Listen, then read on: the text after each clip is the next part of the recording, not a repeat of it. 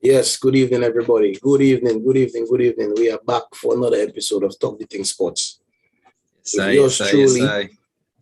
yours truly, Dwayne and Carol, Big up, and big up, Brad. big up. Brad on his way. Like the heavy there, you know what I'm saying? But he on his way. Them Liverpool fans to this day. I suspect it's because they don't win the game. He didn't want to come on tonight, but it's all right. It's all right. So everybody, as usual, as you guys can see, kind of behind us right there. Let me do the finger pointing. I'm doing it again. So whatever. Anyway, behind us there, you see the Zoom info. So as usual, if you want to call in, give your views on the games, the Caribbean Premier League, cricket, anything that you guys want to talk about sports wise, talk about the athletics with the young Jamaican ladies winning again and again and again. We can touch on that, many different things. Before we dive into it, I want to make an announcement that Talk the Ting, the original Talk the Ting, will be back on Wednesday for season 3. Up. Yes. And we're starting off with none other but one of the original Booyah pioneers, Mr. Derek Ra Peters. That is the man that is the vocalist on Balance Batty and Medvey and all them big track that we know growing up from WCK. That man will be on Talk the Ting on Wednesday, 8 p.m. with your host Hadley and Rajiv. They'll be diving into the history of, Booyah music, the history of music in Dominica, and and all of that stuff that so ingrained in all of us that we grew up on. All right. My mother may be watching up and say you didn't grow up on WCK, you lying, but but I ate a lot when I was growing up. Let me put it this way. But with that said, like I said, Wednesday 8 p.m. original Talk the Ting will be back. We'll be back live and in living color. And from there we'll be going with the original Talk the Ting show every other week. Right, every other Wednesday we'll be having a different guest. If we do not have a guest, we'll have a open forum show where we can talk about different things that are going on in the world today. And we want to make sure that we have you guys tune in as usual, give you guys a good quality show, something that you guys can learn from and try to get some inspiration from. All right. With that said, Carol, what is the word? What are you saying? Yeah.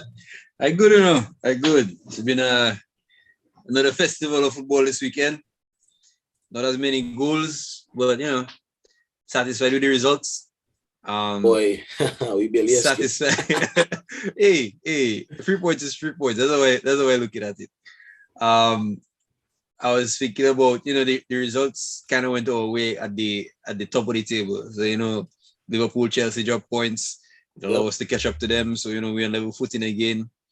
But then the shock, I wouldn't even call it a shock, but the big result for the weekend and a 5-0 City win, but unfortunately it's at the expense of Arsenal. So and Arsenal fans, I want you guys to call us tonight. I want you guys to join the thing tonight because we need to talk about Arsenal.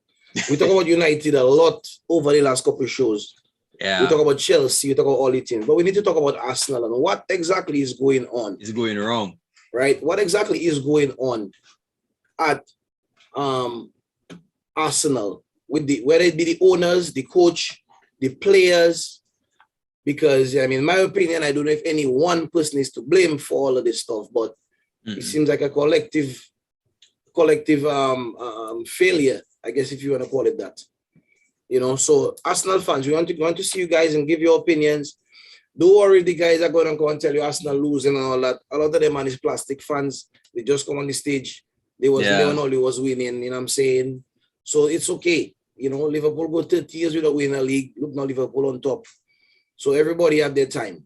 You know what I'm saying? But still, Arsenal fans were crying for Arsene Wenger to be fired, and from Wenger there it's out. like they just going down, you know. You know, Mhm. like, be careful what you wish for. Is that one of the cases you're talking about there? So I don't know, man. Call us, man. Let us know what you guys think. Don't be scared to join on the live. You know, bring your views, man. Yeah. I mean, we can start with that one, you know. We can start the review on that. That was one. the first game of the weekend, right? Yeah, that was the first game of the weekend. 7:50 man. bright and early. Or 7:30 our time. That was the lunchtime kickoff on Saturday. And you know, we usually do our predictions. So you know, Dwayne called it 3-0 in favor of City. Brad said 3-0. Right. I said 2-0. Turned out being 5-0 in favor of City. You know, Ferran Torres had a couple, Gabriel Jesus again on the score sheet, and a couple assists, you know. And I mean, I didn't catch all of the game, but from what I saw of it, it looked like a training exercise. You know, you literally kick the ball away, and then you tell the other team to try and break us down. But then the other team was just that much better and turned out to be literally just passing the ball through them, man, at will. You know, you think that challenge from Xhaka, there was a red card? You know, I didn't see that challenge, and I haven't watched it yet. But as you say, red card challenge. I saw it. What do you think? It's definitely a red card. That was a wild tackle. That really was uncalled for at that moment of the game, because there was nothing going on at that point for him to be going in, you know, 2-footed there. You know, it was really uncalled for. And you know, I was listening to another talk show, and they were talking about the difference between, let's say, a top manager and Arteta, right? Because even after that happened, it's almost like Arteta was kind of sympathizing with Xhaka, you know, and you know, it was just weird, because everybody knows a 2-footed tackle off the ground most likely will be a red card, you know. It's a dangerous tackle. Yeah, dangerous play, man, and danger the player. We will get to it for United, you know, but you know, comparing the two tackles, Xhaka was definitely the worst. He was a bit too. He deserved a red card, no doubt about it. Yeah, man. So, Arsenal fans, tell us in the comments. If you don't want to join, tell us in the comments. You know, tell us in the comments what exactly is going on at Arsenal in all your opinion. And, you know, is it the manager? Is it the players? Is it the top brass at the club not running the club properly? Are some of the fans an issue? You know, because maybe the expectations are a little too high at Arsenal right now. You know, what exactly is going on? Tell us how you guys feel. And they also terminated the contract of William today. Right. There's 200. Well, they have to pay him at least a hefty sum, right? A hefty sum, you know. I'm not sure what the terms of it were. But if he's just walking away from the contract, that's a lot of money leaving on the table, you know. And but then I don't know. I just saw a bulletin just before we came on there about what's the young guy's name, man? Maitland-Niles want to leave, and stopping him from leaving and all that stuff, you know. So I don't know exactly. I honestly don't know what their plan is with that guy, right? Because that kid is one of the more versatile players at Arsenal. Along with Saka, he can play on both sides, and he can play in centre midfield, right? When he went to West Brom last year on loan, he was playing in defensive midfield for them, and I personally think he was doing a very good job in a poor West Ham side. Right. You know, so I think in a team like Arsenal, he probably is one of the more experienced youngsters because he's been around for a while. You know, so I do see why they cannot fit him in. And I mean, we have our own problems at United in terms of fitting players in and who not playing. That's true. But it just something just smells wrong, man. And I feel like the player's not on side with Arteta. You know, but you think Arsenal have a squad good enough to challenge on a European level? No, meaning not right now.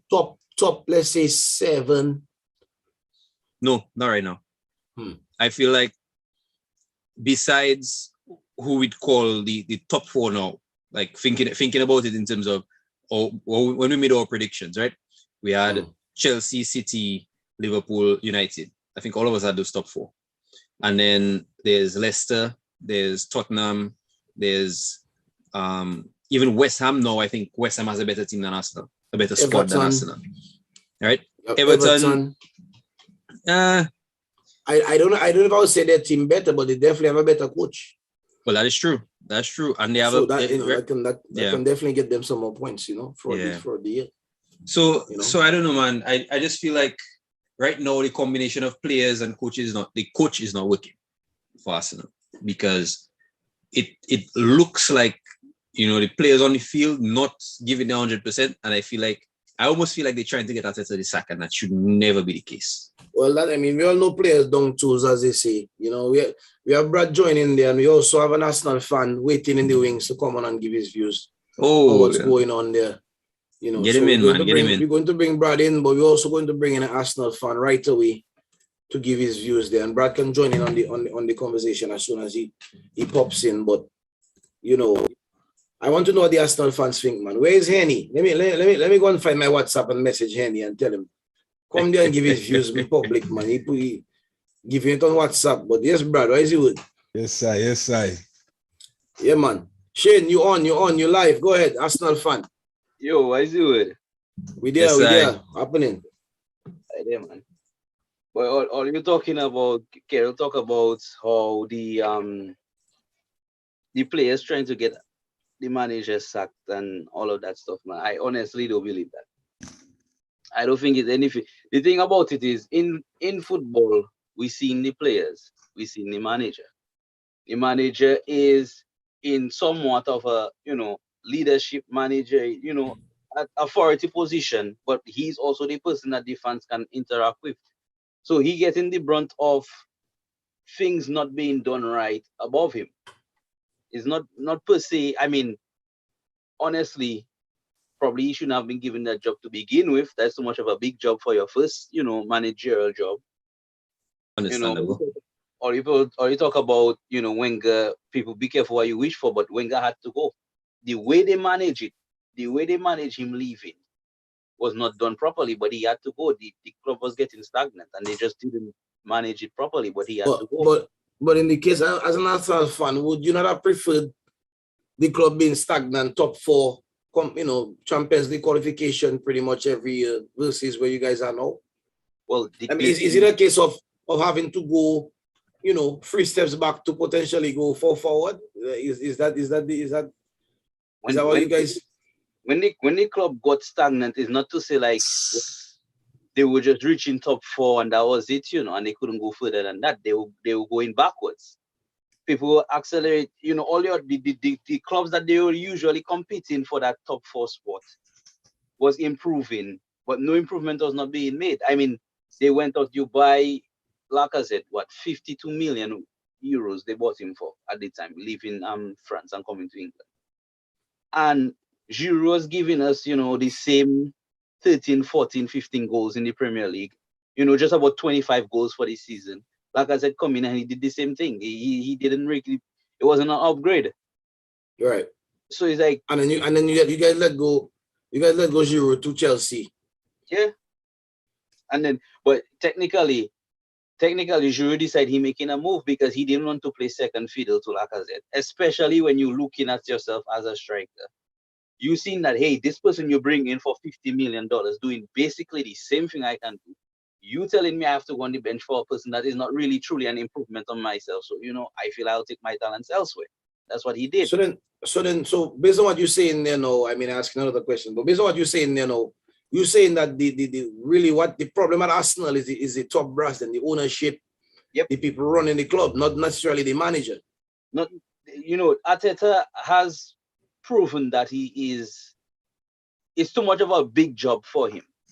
But I feel like any other manager, even though they have experience, it will not be as bad as things have been right now. But they're still going to have an issue with getting the team to progress because the recruitment. I mean, look at what other team in the last 10 years spent almost 150 million euros. And this squad basically the same as when they began spending money. Like, are you trying to tell me that the players that they had in there were so bad that even with 140 million euros worth of recruitment, you cannot get any better improvements, you cannot get any starters into the squad with that kind of investment? I understand that, players not at, full fitness, who injured, who went to Olympics and get injured, and who get COVID and all of those things there. And with a better manager, results still wouldn't be as bad as it is right now. Probably we would have still lost against City and Chelsea, but at least it might have been a 1-0 loss, a 2-0 loss.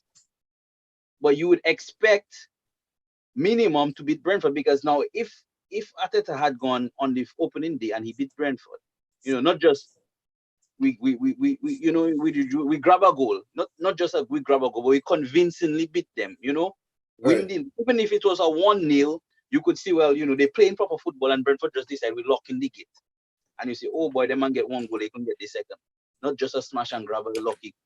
And then you come out to Chelsea and you beat Chelsea, and then you'd say, really and truly, I mean, Chelsea have a better squad. They just win the Champions League and all that kind of thing. You go to City and you lose not per se 5-0, but you lose.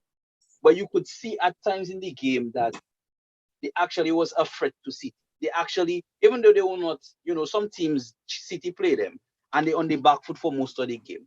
But you seem like they have some kind of structure. City having some difficulty in creating chances and breaking down things, but there was none of that.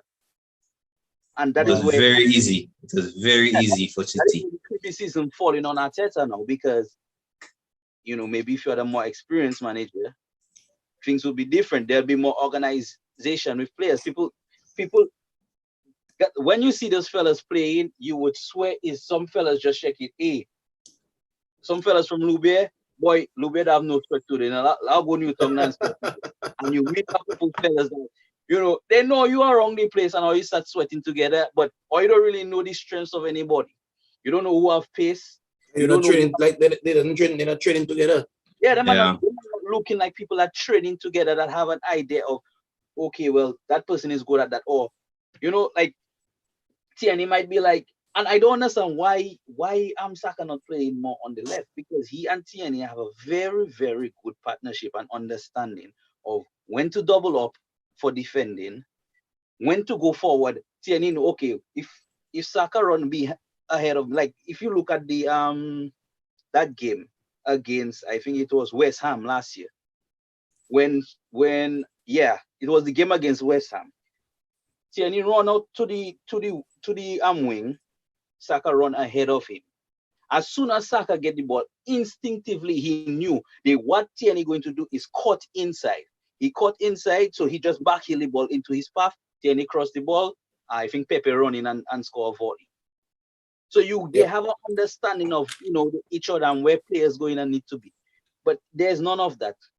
And let us say, okay, they haven't played with each other for a while and so on. But if you have a system where people know I am the defensive midfield, the left back going and push forward, I go in and drop back.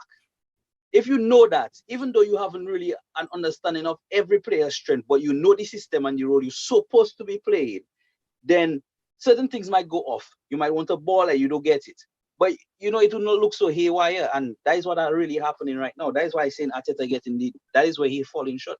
There's no structure. Well, I know the issues with Arteta and stuff like that, but what do you think would be a successful season for Arsenal? Because when I look at that squad, personally, I feel like Arsenal maybe have the 7th or 8th, even 9th best squad in the league. So for me, if Arsenal finish 8th or 7th, I feel like it's thereabouts where they really should be punching, unless they really can get some kind of tactics in and manager in that can really get the team playing in a way to punch above their weight. But other than that, I don't see Arsenal really doing much more than that with that squad. Yeah, man. But Shane, thanks for the call, man. Thanks for the call. Thanks for giving your views on Arsenal there. Yeah, man. About 8th or 7th, that is basically where the team needs to be. Yeah. Yeah, man. All right. Understandable. Yeah, man. Thanks, Shane. So, I watched bits and parts of that game there, and I see City. I think their third goal, from Ederson passing the ball to the center midfield, the defensive midfield, and 2 passes later, the ball in the back of the net, right through the middle of the team. I mean, come on. Those things that shouldn't be happening. You know, those things that shouldn't be happening. Arsenal So- have no organization on the pitch. Nothing. You know, so again, I mean, it comes down to, we always talk about managers and stuff, but maybe it comes back down to that. Maybe it comes back down to the manager having, because to me, yeah, or you lose to Brentford already, or you playing Chelsea. Chelsea just signed a big striker and thing. To me, you might not have the players to play defensive, but still, you set up the team in a counter-attacking way and say, well, listen, we're going to play tight. You're going to make ourselves difficult to break down. And if we take all you on the break, we take all on the break. If that's what you need to do to at least try and get a point or two out of them 2 games. But you can't go toe-to-toe with them teams they know in the squad you have. I mean, come on. In my opinion. They've won their bond. They say, if Arsenal lose to Norwich, bad news for them. Well, it's bad news already here, bro. So I don't know much more. Arsenal need to bring in some defensive coaches, and they need to get that team set up in a way that they understand what they do on the pitch. Right now, fellas in the positions, and they look like they just. But then I remember when another team. I remember when Arteta came in, they made themselves tough to beat him. So I don't understand what has changed. The other problem has changed. The other problem too is Arsenal fans, you know, they make so much of a hoopla about David Luiz and all these guys. But I was of the opinion that David Luiz wasn't that bad. Nope. He was made to be a scapegoat, but I feel like he wasn't the main problem there. When you're a defender and you have players running at you all game, you're gonna concede penalties, you'll trip fellas here and there because you're constantly on the back foot. I mean, he did make some horrible mistakes, some very bad mistakes. And I feel like the best defender in the world, if the game goes that way against you, you're prone to make mistakes. Yeah. Fellas constantly running at you. You talk about defenders in that same vein, Brad. I mean, the best defenders have good midfielders playing in front of them. Right? You have people to help protect you, right? So scenario, look, I mean, you watch, if you go to the Liverpool-Chelsea match, right? If you watch that game, everywhere Lukaku go, Virgil's in his pocket. Everywhere he go. When he goes sometimes and Lukaku pull him in one direction, he point into Matip, the space to cover. Right. But I mean, when I see Arsenal play, I don't really see those things there. But what is the next match there? Let's move on to the next match. Yeah. Villa Brentford. That ended 1-1. Dwayne said 2-1 to Villa. Brad said 2-0 to Villa. I said 1-0. Not much to say about that game. For me personally, Danny Ings back on his score sheet. I think of that man in my team, my boy. Was that? Boy, I think of that man in my team. No, Ings didn't score this week. No, Ings had an assist. Buendia scored. Buendia scored. Yeah. But look now, Buendia out of the next match. I'm not sure for what reason. Might be Leon Bailey out as well. Yeah.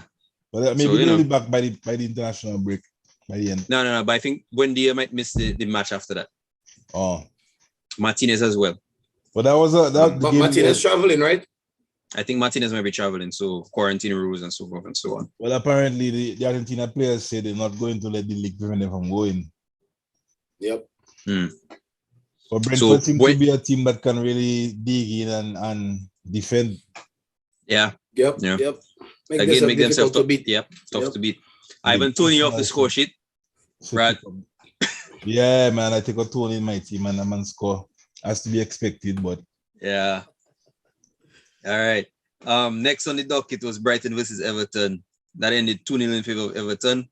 Dwayne said 2-1 to Everton. Brad called it a 2-2 draw. I said 2-0 to Everton. So I think that's the first prediction I get right. Everton play well, man. But for the year? Papa. See. Yeah, man. Brad, you watched that game, right? Yeah. Everton play well, man. Brighton really couldn't get a sniff. Rafa have the man well drilled so far early season, man. But I'll swap managers if I'm Everton. Give me Rafa that team we have there challenging for the league, though. Well, I mean, Rafa would take the Everton job. I don't know if he'd take the Man United job, no. Well, if you can't take Everton, you can take United. But it's just important, just shocking to note that when Arsenal was looking for a manager, Rafa was available. And this Arsenal fans said they don't want him. Oh boy. Rafa tactics. But insanity. Is that going back to what I was saying earlier? right? The expectations of the club and the way the fans see the club and where the club actually is not the same. Two completely different things. Right. So, they look at it like they should get a bigger manager than the Rafa, but Rafa is a big time manager. That man manage big teams, win big trophies. I mean, come on. Yeah, man. Yeah. So Next on the game docket was Newcastle versus Southampton. That ended 2-2. Dwayne called it 3-1 in favor of Newcastle. Brad said 2-1 in favor of Newcastle. I said 2-0 in favor of Newcastle. It really should have been 2-1 in favor of Newcastle, you know. Well, how late Southampton scored that goal? Very late. 96 or something minute. penalty Prost. And Newcastle scoring like the 89th minute of the game, you know. All they had to do was see out the game, you know. Well, I don't know. So far, I look at teams like Newcastle and Wolves, and I'm really surprised at the results because when I watch them play, they really play well. Mm-hmm. But I think, we'll get to Wolves eventually. We'll get to Wolves soon. But it's two sides of the ball, offense and defense. Yeah. But even anyways, we'll get to Wolves in a minute because I have quite a bit to say. Norwich versus Leicester. That ended 2-1 in favor of Leicester. Didn't call it 2-0. Brad said 2-1 in favor of Leicester. You got me right. And I said 3-1. So I should know better than them nil prediction then that Premier League then. It was a pokey penalty, man, a dubious penalty. Yeah. And then Norwich had one chopped off late, I believe. Yeah. So the game I watched at that time was the West Ham Crystal Palace. That ended 2-2. Dwayne said 2-1 to West Ham. Brad said 2-0. I said 3-0 to West Ham. Mikel Antonio on the mark again. Antonio hot like fire. Yeah, that man is in form, man. Once he stay fit, I think you put up on numbers this year. Right now, Jamaica too. Jamaica that is true. Building up a nice little team there, boy. That is true. Bailey, Antonio. Ravel Morrison actually played for him already. That's England lost there. Yeah, well. I Brad said the other day, Greenwood should go and play for them too. Bad weekend, you know. Greenwood should go and play for Jamaica as well. Because when the man miss penalty for England, is racial abuse. Yeah. You're right. Yeah, man. But that's a good game, man. Crystal Palace actually really, I think they showed better. Yeah, that was surprising me. Yeah, they showed a lot better than what they think, man. And I remember the commentator saying in the game that they needed goals from midfield. So said, so done. It's 2 goals from that young Liam Gallagher partner, man. And I feel like his first goal gave him confidence because after he scored, a man started playing football, man. Yeah, and I think Palace really from Zaha so far. Nah. But again, you know when you have that one star player and everything going for him, you know, I feel like it's too much on his shoulders, man. He can't carry that team. I watched the game. I was watching parts of the game, and I still find the ball. They're struggling to get the ball to Zaha in areas where he can. Yeah, they're struggling. They're struggling to pass the ball. Period. Like the midfield not moving the ball quick enough. Yeah. You know. So maybe they'll grow, man. They'll grow as the season going. You know. Yeah. The next big one was Liverpool versus Chelsea. Biggest game of the weekend. Big game. Yeah. Involving the biggest team. We all call it a draw. Yeah. We all call it a draw. It was 1-1. Dwayne said 1-1. Brad said 2-2. I said 2-2. I think it would have been 2-2 without the red card in the first half. Like people say, Liverpool Chelsea get a red card and the Liverpool still couldn't score. Like 11 versus 11 men, they would not have been 10 men behind the ball. If Chelsea played with 10 men, there were 9 men and a goalkeeper behind the ball. It make it more difficult. But the question I wanted to ask you, Brad, do you feel that these 2 points drop? Well, it's 2 points drop on the day because we failed to win. But I think in the grand scheme of things, over the course of a 38-game season, I'll take a draw against that Chelsea team any day. Granted, it's I would say the 20 minutes after the half, I don't understand how they put the ball in the back of the net, 20, 25 minutes after the half, because it was just pepper on that Chelsea goal. And the man couldn't put the ball in the net. Mendy had a couple good saves. The areas where we would be able to score from crosses or strikers are not tall. And Chelsea defenders are tall. And then the area in the middle where we could operate, they blocked that. So it was kind of difficult. And Bobby went off early. Yeah. I think Bobby went off in right before halftime. But I think Jota should have started the game anyway. You believe so? Yeah. The man in form. scoring goals since preseason. Keep that man. Yeah. But I don't know. I think go ahead, I think Klopp wanted Bobby to function in the space between the midfield and the defense, man. Yeah, I think that's what he went for. Expect from Bobby, but I just feel like when a player in form, Keep him in. you keep them in, especially in an area like center forward where it's not like a center midfielder where you think they bring in something unique that you need to bring them back in. Mm-hmm. Center forward, your player scoring, he in form, keep him in. Bobby on the bench, you can bring him in at any point if you see it not going right. Yeah, so what happened to Bobby? Was it a hamstring injury or something? We're not quite sure yet, nah. But on the subject of the incident almost at halftime, the handball, a lot of people right now, I see a petition going around to remove that particular referee from refereeing Chelsea games. That's absolute garbage. Why? I think it's a bit of a stretch. Absolute garbage. It was a handball. It was a clear handball. I will say it's unfortunate for the player in that it is unfortunate. He moved his body towards the ball instinctively, and if in any other situation it would have hit his leg and go back in the other direction, but it actually ride him towards the ball. Right. So and then instinctively move his body in a way. Well, it's a and handball. if he flick his arm forward, that was if for me, if he had just kept his arm down and then hit his arm and fall long, I wouldn't call that a penalty. Yeah, right? You have to just ask yourself, well, if his arm wasn't there, would it have gone in the goal? Yes. Right. Yes, it would. So that for me, that was a clear penalty. I mean, that's besides the fact that Matip should have scored the header. But how he hit the crossbar from there, I am not sure. Only God knows. I am not sure. But I don't know how the ball pop out from Mendy hand. I think he and Alonso had a little bit of a coming together. Okay. So we have a call on the line. Let them in. Tommy Tactics. Tommy Tactics is back. We have two callers in the line. Ron, just give me 1 second there, and we'll let you in 1 second. All right. Oh, the Tommy Tactics. I'm not okay. Let me bring Ron in. I don't know who Ron supporting. Maybe our partner Ronaldo from the other day.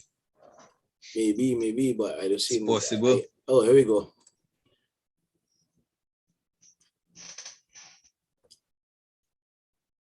Connecting to audio. All right, man. So while Ron connecting there, so we talking about the Liverpool Chelsea game. Ron, you live. You're on mute though. Yeah, unmute yourself. What, am I supposed to say good night? Yes. Yes. Hey, I know that voice. Good night, gentlemen. Good evening, sir. How you doing? That's my third time tuning in. What's up? Thank you, man. Yes, man. Thanks for tuning in, man. Yeah, man. Thanks for tuning in. Well, I'm not going to stay too long. I just pop in because, Carol, you know the life already, so. Yeah, man. Good to hear you. Ronnie, who do you support? Yeah. Who do I support? Yeah, which team in the Premier League do you support? Or which team in general do you support? I support good football, but I have an affinity for Arsenal. Okay. Oh boy. All right. And it has to do with the history, the long history that Arsenal has of desegregating the football. I think that's my emotional connection to Arsenal, and I don't know how many people is aware of it, but Arsenal was one of the first teams in the Premier League to have half or more of the first teamers being black on the pitch. So so historically, I am emotionally connected to Arsenal. Notwithstanding, I see you guys. Well, I see people fussing about the state of the club right now. Those things happen. I mean, people should just stay calm and ups and downs. Let's see what happens. Those who want to leave, I'm a firm believer in if your heart and soul is not in it, just get out. I believe that. I agree. I believe that Nice. I believe that the management has some serious decisions to make. I think it's very premature to start talking about Arteta and his future, quite frankly. I mean, I don't know how many people remember the state that Man U was in a few seasons ago, for example, right? Mhm. And being an Arsenal fan, I'm the one who was trying to explain to the guys, get off this instant gratification success that we have a tendency to gravitate to. I mean, let's see what happens. I mean, how many games has the team split so far? I mean, you Yeah. can't be Three games into about, the season. and look, there's a transfer window in progress. There is the international break that's happening. Let's see how people reorganize themselves, and let's see what the product is like moving forward. Obviously, I mean, the reality is that Arteta is under pressure. He is. I mean, people are questioning his managerial decisions and the expectations that we all have, that he should be able to read the game and then make the necessary changes as we go along. I mean, but let's see what happens. I think it was a huge mistake to get rid of the long-standing manager that you have.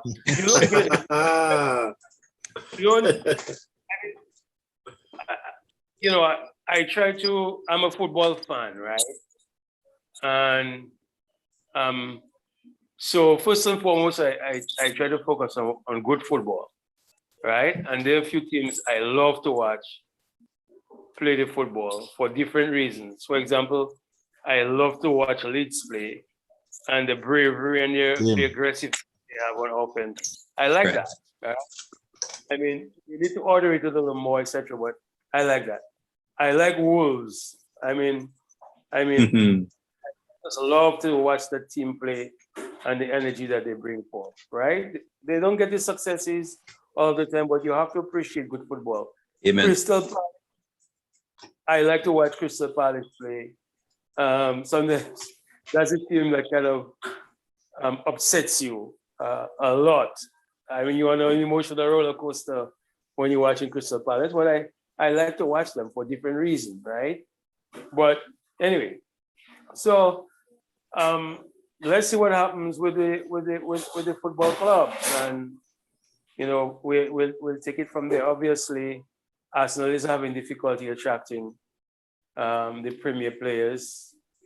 I mean, the cream of the crop for obvious reasons, but that's all right. Let's just see how things happen. Clubs are too quick to get rid of managers. So what do you think? What do you think is a fair time period for a manager to be judged? 3 years. 3 years, I think, is reasonable. Obviously, you see, money is what is driving this whole thing, right? Oh yeah. Mm-hmm. Money is driving this whole thing, the football, and so I'm not surprised.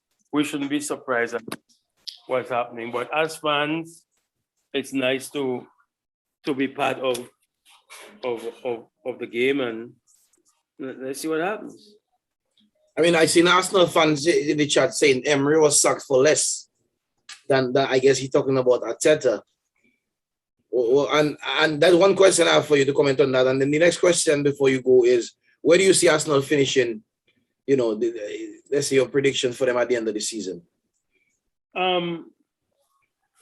Top 10. I think, at least that's what I hope. But let's see what happens. It's just too early. Too early. very much so. I remember when Leicester won the league, I remember the manager making a very salient point, don't ask me. And that was about November of December that year.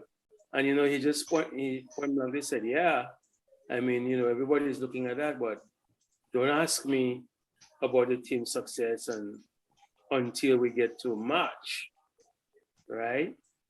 Ronnie, So, do you think it was a good idea to give Arteta the job in the first place? I mean, Arsenal is what I consider to be a big club.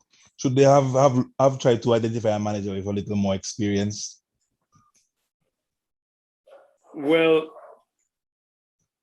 coming from the management side of the football, as you know, I did a little work there, a little experience there, right? Yeah. Which club? Coming from the management side, well, it's not only the club, it's also the national team. But anyway, Fair enough. from the management side of the football, there's a lot of stuff that's part of the dynamic of the decision making, right? I mean, so, and that's what I'm saying. What I'm saying is that we have to trust the club. Like, I'm a fan of Arsenal. I have to trust that the club is making a decision in its best interest, right? Mhm. And always, in the football, time is the greatest denominator that you have in the football. So as to whether at the time, I was okay with the decision. I didn't have a problem with the decision. I know that he was off to a rough start, right?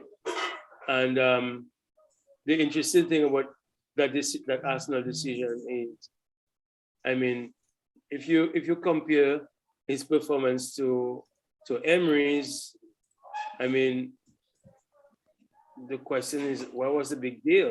I mean, and that's what I'm saying. If you hire a manager after you get rid of Wenger, you hire a manager, you have to give the man some time to gel. And get his stamp on the team and that's right. That's right. Yeah. And I mean, one of the things that Atacha is talking about is, if you listen to his language, sometimes we miss those things. If you listen to his language, he has always described his tenure thus far as being involved in this project, right? Yeah. Mhm. So, like, one of the questions that I have, and is always at that level, is what is his learning curve? I mean, and how much time are we willing to give him to grasp what he really needs to grasp, so he can see the team through to success? But in this age of gratification, I think it looks like his days are numbered, right? Yeah. Let's see what happens a couple games down the road. All right. So One with of the that- things so one of the that- things yeah, go ahead. Good. Now I was gonna kind of pivot to that same topic and kind of put you on the spot there, right? So you say that 3 years, right? So swinging to the United side of it, where Ole's been there about 3 years, he's been given money in the transfer market. Manchester United has addressed a lot of the problem areas on the field. There's still some areas that some fans think they are, but either way, we have a way better squad than when he started. To his credit, I guess.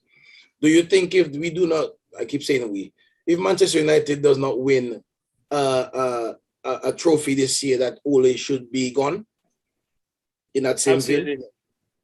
Absolutely. Say it again? One of the interesting okay. books, that is worth reading is the autobiography of Sir Alex. Yes, I read that book. Yes. And it's very instructive, right? And you get a lot of insights in reading those guys' thoughts and the experiences that they've had over the years. I think it would be it would be an asinine decision to get rid of Ole, quite frankly. I mean, one of the good things about the Premier League is its competitiveness, right? Mm-hmm. And so I think a top 4 finish, wouldn't be that bad. I mean, but I think it would be very foolish to get rid of the man, quite frankly, honestly speaking. So gentlemen, thank you very much for the opportunity. Thanks for joining, Ronnie. Yeah, man. Yeah, Thanks for Appreciate joining, it, man. man. Well, I've been following via YouTube the last 2 shows. So tonight I say, well, let me see when I can just get in and say goodnight. And it would be maybe as a suggestion, it might be good to find out the ways that persons who have Dominican connection has contributed in the Premier League. For example, Connors, right? Connors, Chelsea, right? That guy's parents are from Campbell, for example, right? And he's the one that took the lead, among others, but he was one of the guys in the forefront of the anti-racism movement in the league in London, in England. So it would be interesting to read a little bit about his history also and his experiences. The league has come a long way, but there's plenty of work still to be done. Yes. In that regard. So we have, and as I go along, I'm learning. So there are a few people that play football, and they have a Dominican connection. As a matter of fact, 2 or 3 summers ago, I ran into this lady, and she's one of the executives of one of the, it's not a Premier League or First Division league team, but those people are actually helping to run a football program in England, and I think their focus is on women. Carol, I will. Let's connect. Look, Yes. I will Yes. go back Yes. and I'll go back and see if I can find the information, and I can send it to you. All right, perfect. Yeah, man. Thank you, We Ronnie. definitely appreciate it, man. Thanks for the support. Thanks for calling in. Bugsy, Yeah, it's man. good to see you. Take You care. as well, Ronnie. I Thanks hear for you. dialing in, man. I hear you have a godchild. Yes. I do. All I'm right. gonna try to make sure Liverpool, you know. she's a Liverpool fan, but It's okay. All That's right, all man. right. That's all right. All right, man. That's Thank all you, man. Thanks, Ronnie. All right. All right, good. See you guys. All right, All right. later. Bye. All righty. Yeah. All right, so we have Ronnie leaving, but we have Sir Thomas Tactical joining. Yes, I. so Tom- Tommy Thomas Tactics. Tactical. Yes, Tactics. Tommy Tactics, you on live. Hello. Yes, sir. Boy, I have so many technical difficulties here. I can't even control this damn thing. Oh, you look like Benzema, boy. Boy, Yo. I have to shake my head like Lukaku, I don't understand how you have to shake my head like Lukaku after that. Boy. World class. After what exactly? After the Arsenal game? Yeah. So what happened? Now, well, give us your views now on the We're keen to get 1-1 your thoughts on the Chelsea game. On the Liverpool 1-1. game. the Liverpool-Chelsea.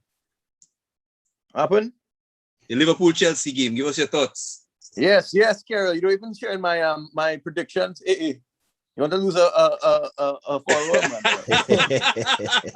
Well, Tommy Tactics, I didn't see you around there, so I trying to streamline the I thing. was a little late. I've used my phone because my computer isn't working. Fair enough. But fair let me enough. tell you something. Boy, Virgil locked down Lukaku like it's a joke, boy. My God. Mr. so deep in his pocket, man. You know when you put $1 coin in your pocket and you just head go, thud? Same thing. Boy, that was terrible. But overall, what are your views on the red card too? Boy, honestly, man, James definitely, he definitely deserved. It was definitely a penalty, but the red card was a bit over the top. I kind of looked at it a couple of times, but if you look at it, the ref went over to the VAR screen and took about what? 2 minutes, 2 seconds? 2 seconds. A second, 10 seconds Yeah. to go and look at that. As soon as he went there to a still frame, a picture of James actually touching the ball. Like, oh, well, that's a red card. But then, But it ruined the game completely, man. Ruined the game completely. The thing is, Imad, by the letter of the law, a handball preventing a direct goal is a red card. Yeah, the bad part is he did lean into it a bit. Yeah. It lend itself to being intentional. Yeah, absolutely. I would have been okay if yellow card the was point. issued. The point is the general point is he tried to make himself bigger, right? To try to kind of put his body out, right? So ball hit his hand, it's a red card. It's very unfortunate, but it's a red card. Yeah, it's unfortunate, man. It's unfortunate because I was saying to myself, Imad, stop being a biased Chelsea fan there. If someone else did that to your team, I'm sure you get vexed. So 100%, it was definitely a penalty, 100%. Red card, it definitely put a damp on the game because I feel like the second half was ripe for some more goals, man. The game would have been more open. Oh yeah, it was a great game. And that goal by Kai, you never won those games. You never. I seen a trend there, but Kai haven't scored in them big games, boy. He's a big game player, but he's one of those guys. He doesn't really, he kind of disappears for a little bit, and then he just comes back and scores. He doesn't impact the game as much. Yeah, man. We have other fellas that score in 3 against Leeds, and then they stifle in other games. So you have 2 different coins there, We'll talk about him in a while. We've been 52 minutes and barely talk about United. Wow. Continue. For about 24 hours, I was happy. I said, boy, Ronaldo's back. Things looking good in the Premier League. Things not so bad. And then boom. Boy, look at biases on the refereeing, man. My God, Pogba break the man chin. And no red card, no foul. Yeah, nonsense. Yeah, you calling that a red card tackle? Boy, you wasn't Graham Souness. You worse than Graham Souness. You played top football before. If your cleats football lifted off the ground, if your studs are showing, boy, going straight for a man's shin. No. Okay. That's a free kick. That's a foul. It's a foul. Don't get me wrong. You lose some, you win some. In some cultures, that's 3rd-degree murder, my brother. So hold on. Okay. Hold on. If that is 3rd-degree murder, what Jack can do there is straight death penalty. Boy, God. You have red card offenses and you have free kick offenses, but a foul is a foul. Okay. Last week we didn't get it against Southampton. We get it this week. That's a film I'll be watching for this season. What can I say? What can I say? So my issue with that tackle was, right, the referee was standing right there and he didn't see the contact, right? Rubbish. So, what you mean rubbish now? Ruben Neves take 2 steps away. I don't remember the referee. I think the difference in that scenario is that if Ruben Neves had immediately go to ground, he would have gotten a foul. But you don't have to be so cynical to get a foul. No, it's not a matter of cynical, Brad. I feel like the contact was minuscule, right? He clipped his shin pads, and that is where it came from. And when he realized it doesn't have to be a solid contact. They say it's intent. I understand that it's not a matter of intent. Pogba didn't go in, not show it. Was it a foul? Hit the ball. It was a foul. Okay. He hit the ball, and then his foot went up over the ball. So you should have been the other way. But guys, fact is, the referee didn't blow the whistle. We win the game. All right? Yeah, that is it. Boy, that was well, and it is what it is. Sancho not fit, man. Sancho not fit. That's one in the bag, man. Just to get his feet on there. I feel like there are certain players that I don't know. Bruno Fernandes played in Italy, he played in Portugal. He kind of played straight a couple different places before he came to England and hit the ground running. I feel like Sancho gonna take a little while for him to kind of get his feet under him. But he did learn his trade. Yeah, but he was a kid, bro. I mean, when Sancho went to Germany, he was 17 years old. I mean, he was a kid. So you're talking about he's played top level football for 3 years, coming back after a big move. You need. And it kind of coming back to what Ronnie was saying. I was thinking about that with Kai Havertz, right? Chelsea buy Kai Havertz for big money. And yeah, the expectation is if you spend big money on him, you should instantly play well. But some of those guys need time for them to acclimatize and kind of get themselves into the thing of the league. That also made me think of the instant gratification thing. Also made me think of like when City spend their whole bowl of money, when Chelsea spend their whole bowl of money, right? They spend the money to get the results. and that's a fact. I just think it's important to note for Chelsea this season, they actually in a positive for their net spend for the summer. They've made more money than they spent on Lukaku, which is crazy. Right. When that money was coming, everybody was shocked. Like, decent money. All that money on Lukaku, but Chelsea knew that they had money coming in. Oh, Chelsea not hoarding youth players. Yes, they must be able to make money. If they sell 100 players for $1 million each, they good, you know. They can buy Lukaku. But who was the top spenders this market there? Was it Arsenal? It's Arsenal. The fellas are getting enough blues for this show. Let's leave them alone now. Yeah, I know. And I was about to give you all a compliment. And I was about to tell you all viewers that I said, you know what? I don't go on any show. I only go on shows that people know what they're talking about, like y'all. Because one thing for sure, I'm not gonna go on a show when people tell me Arsenal gonna make top 10 this year. That's rubbish, right?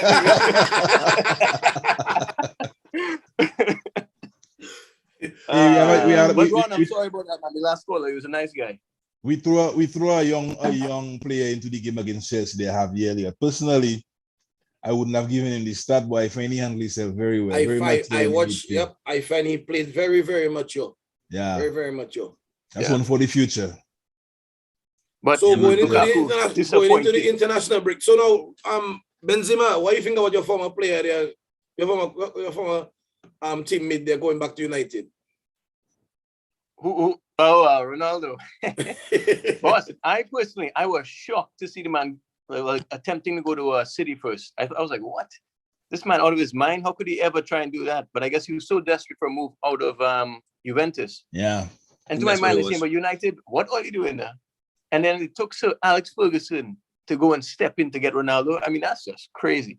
And by the way, if I'm a United fan, after the last match against Wolves, I don't care if you're won or whatnot, all he has to get the hell out of there. It's done. It's like you have one of the best squads in Premier League. I'd say probably second or third best squad. And y'all winning 1-0, can barely even put anything together. No. They're struggling to put things together. Yes. There's no tactics. There's nothing there. It's tactics in 3 years. They seem to be convinced that a top CDM will just come in and sort things out. No. That's not. Ronaldo come there, and Ronaldo gonna see all that crap happening and say, "No boy, hello." What I think might happen. I'm not saying Ronaldo going to run the team, but a man of Ronaldo's stature can maybe influence play to a degree where he can try and talk to Ole. I don't know, because that game against Wolves, if Ronaldo was watching that, he wouldn't have been happy, because any striker playing in our team, right? We just, like me, for example, I just hit Martial hard. Martial not the hardest worker, but to say that we've created a clear-cut chance for a striker in the last 3 games, apart from Leeds is an open team, but I mean, he's struggling to create chances, man. But the man changing up the team. He chop and change. Pogba plays so well on the left. You want to go and put James on the right and Sancho on the left? Put Sancho on the damn right and put anything on the left. I say, you have to understand what Van de Beek do. He cannot get 20 minutes on the pitch. Van de Beek must have done something. You know what's crazy? Today we see news that Dan James being sold. That tells me that it was in the works since last week. Why is Dan James on the pitch? He not in your plans. Exactly. You're not in your plans for this season. Why are you on the pitch? But Brad, even that goes back to the Southampton game too, right? You say that Varane can't play because you have to get acclimatized, right? And he haven't trained. But Jesse Lingard wasn't training either. He had COVID. Yeah. So what are you doing on the pitch? Like, I don't understand. I don't understand. I completely disagree with Ronnie. I completely disagree. If only don't win a trophy this year there.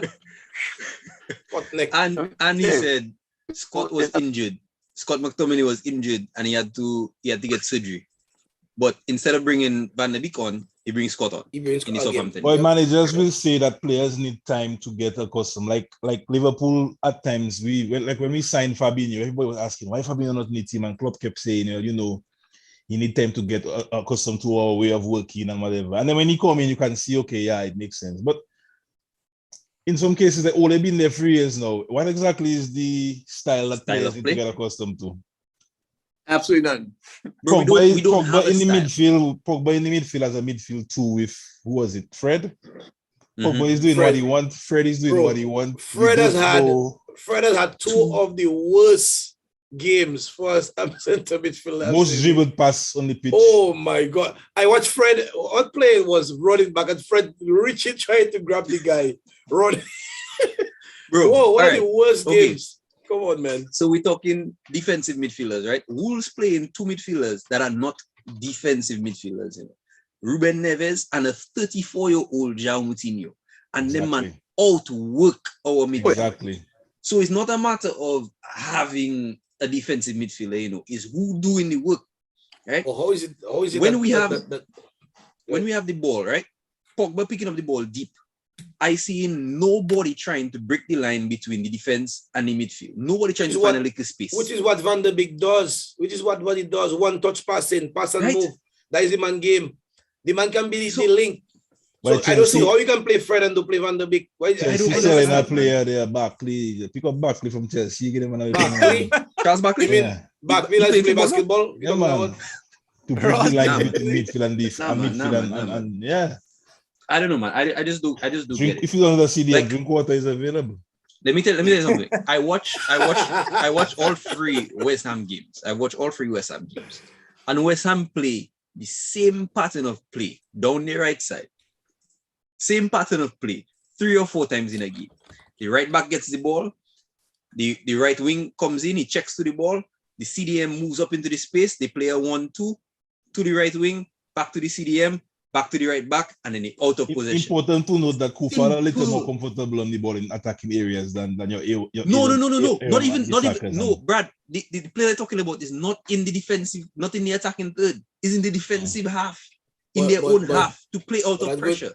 But does that go back to not giving time? I mean, if I David Moyes, look, the man at West Ham fire in. So I go in. Well, somebody see them and go and frustrate thing. Ronaldo. I can see it, trust me, because Ronaldo playing a very stacked Portugal team in the Euros there, and a lot of the majority of the games, especially early on, it wasn't working. Disjointed, which is what you could use to describe United midfield.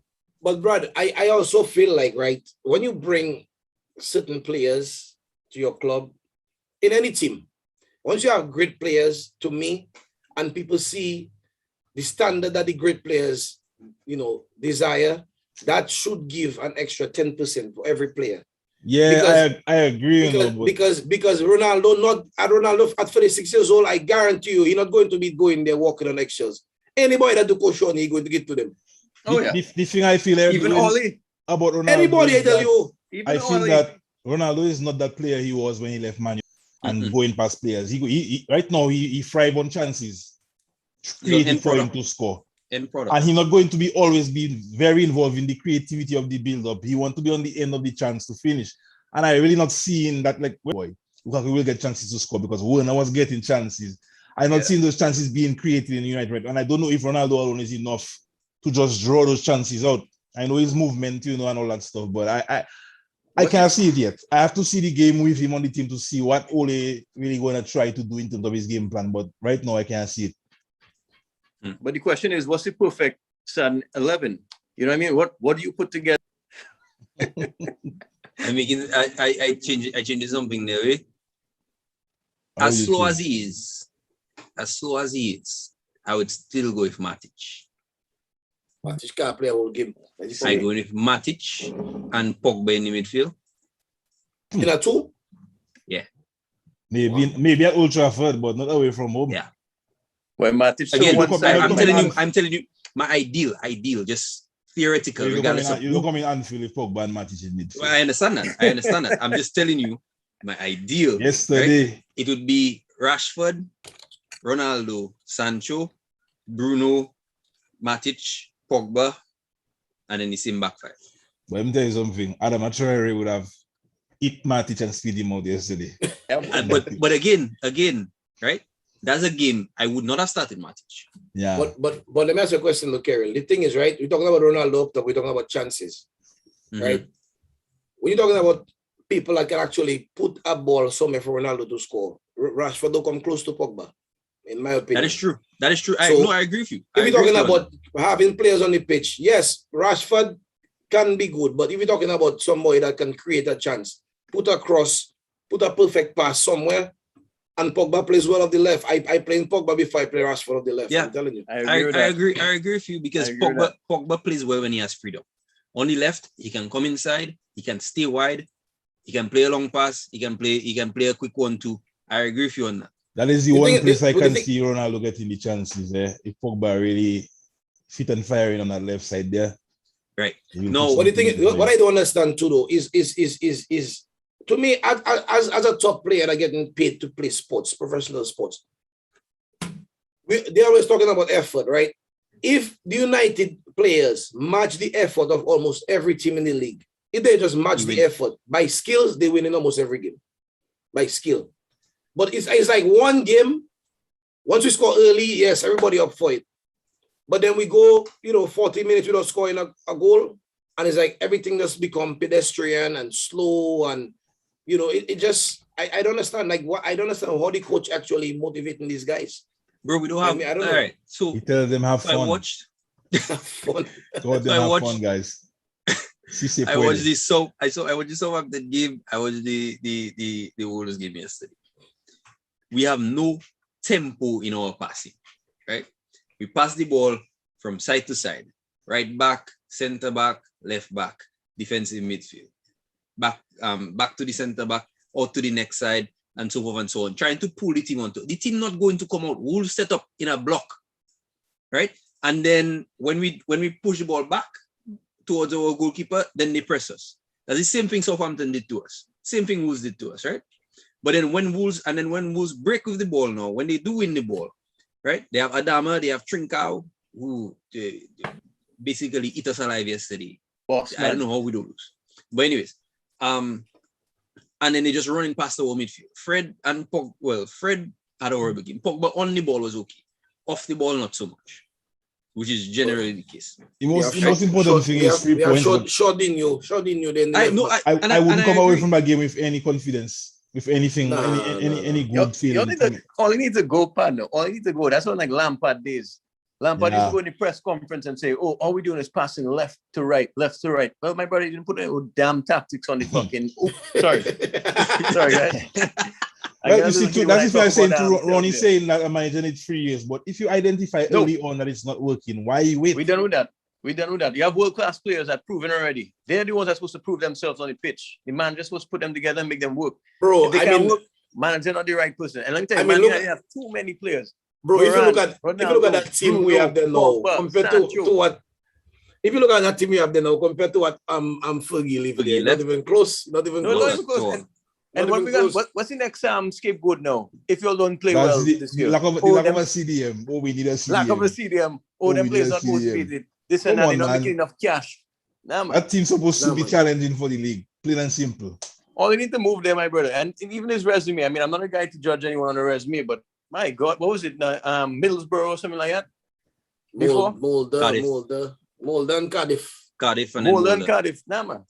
And he really get Cardiff. Zizou. One thing for sure, I know Ronaldo has Zizou on his WhatsApp. Check, so that's easy connection.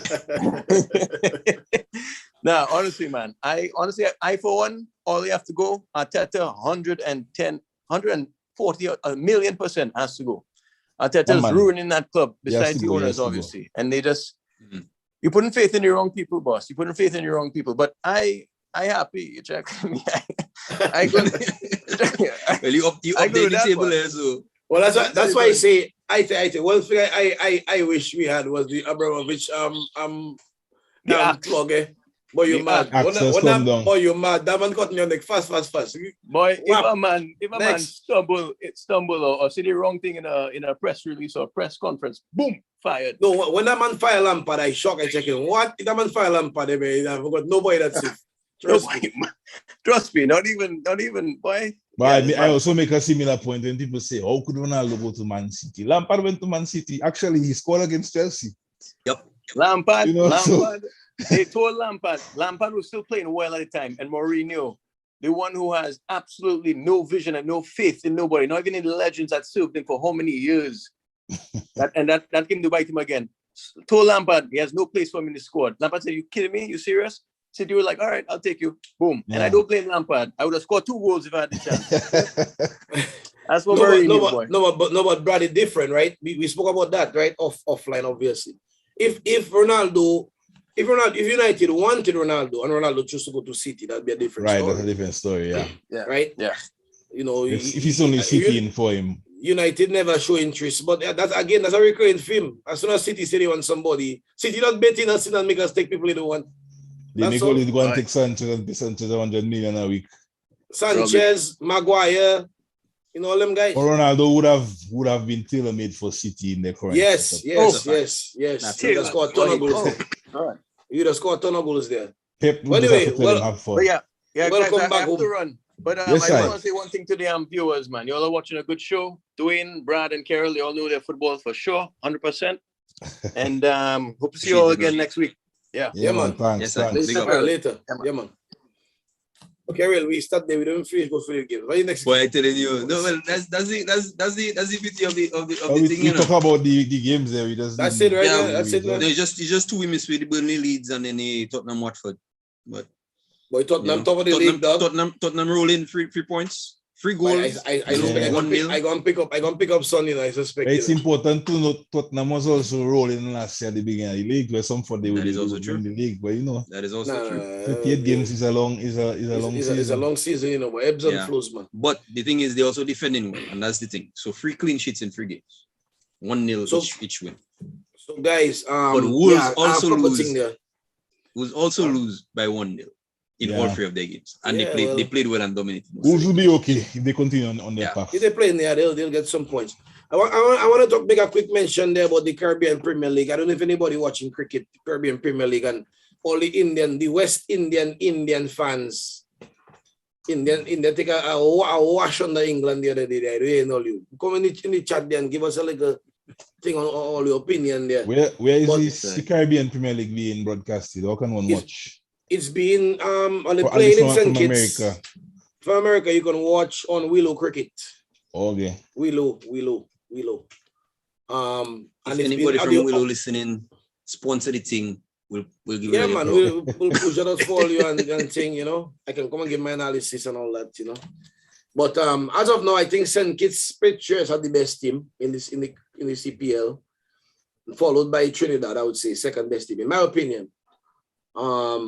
But we'll see. You know, so we have the 2020 World Cup coming up soon, so a lot of the guys in the Caribbean Premier League now kind of doing like a little audition, you know, so they can get picked for West Indies for the World Cup coming up in a month or so. So do you have a question for you? I haven't been following it, but the structure is it a country thing? what where St.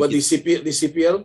yeah, No, so what they do is sort of like a franchise. It's very similar to football, right? No, Mhm. what they're trying to do now, because you have the Indian Premier League, which is the same thing, franchise system.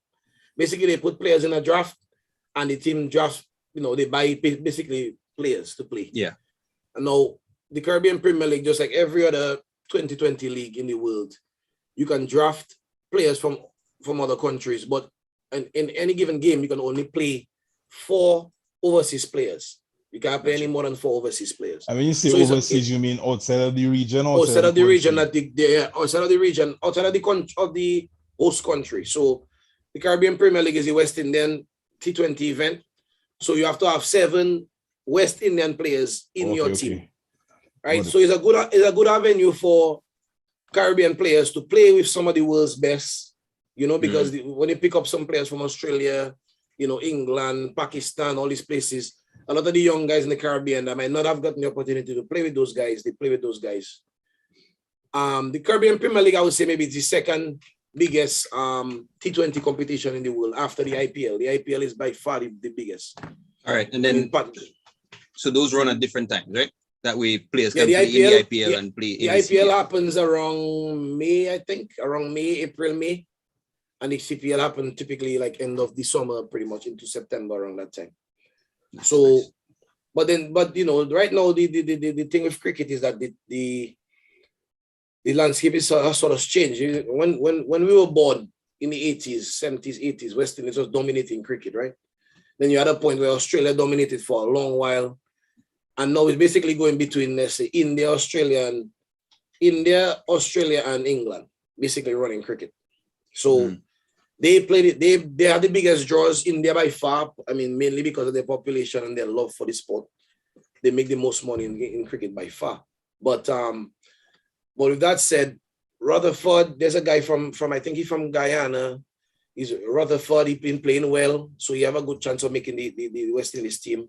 You still have Chris Gill there at 43, still playing. You know that now, boy? The Caribbean Tom Brady. Gill been playing cricket since 1999 for West Indies. So 1999, I was second form of high school. So that man, but Chris Gill is undoubtedly one of the all-time greats of cricket. He has performed at every level of cricket: Test cricket, one-day cricket, T20, every level he has played well. But I want to talk a little bit more about cricket. So I see Devon Debon there. He say he was watching the India-England game. We might not go into it right now, but next week, we can come and talk about the games and stuff. If you guys want to join, talk about some cricket, talk about, basketball season starting soon. NFL, I used to watch a little bit, and I haven't really watched in the last couple of years because, I've been busy. But, yeah. With that said, fellas, anything else I have to add before we tell the people good night? I mean, we can do our predictions. Nah, I feel like with the international break, maybe we should. Yeah, the Oh, yeah, that predictions. is also true. That is also true. Yeah. So I we push it a week and come on and yeah. Fair enough. So guys, I mean, we have the international break, so we will not have a show next week. I mean, next weekend. Next weekend is Labor Day weekend. Them fellas, they might be drunk and thing, I don't want to put them under too much pressure, So we will have a show next week, guys. We'll have a show. We'll try and do a show sometime, maybe middle of the week, I would say. Yeah, so we can do our predictions. Preview show, man. Like a preview show, and then we can try and do the show after, like Sunday, Monday night, as we normally do. All right, everybody. Yeah. So with that said, we want to say thank you, everybody, for tuning in. Thank you for the callers who called in. We appreciate the conversations and share the link with your friends. Share the link with your friends, man. Indeed. And this forum was made, this show was started so that people like us who might not necessarily have a voice, but we always debate football and all these sports, that you guys can come and give your views on the game. You know what I'm saying? So with that said, don't forget, Talk the Ting season 3. We'll be back on Wednesday. We'll be having Derek Peters, the original Booyah Pioneer, with us, with Hadley and Rajiv. They'll be actually giving him some tough questions on, the history of the Booyah music and all that stuff. So we want you guys to tune in, right? Tune in. We're going to have some new merch coming soon, right? With the new logo. A few people have told me how they love the new logo. Shout out to our designer, Chris D Designs. Chris D Designs, she did a really good job on that. So we want you guys to support the show, and we're just trying to put positive content out there, guys. With that said, have a good night, everybody, and stay safe.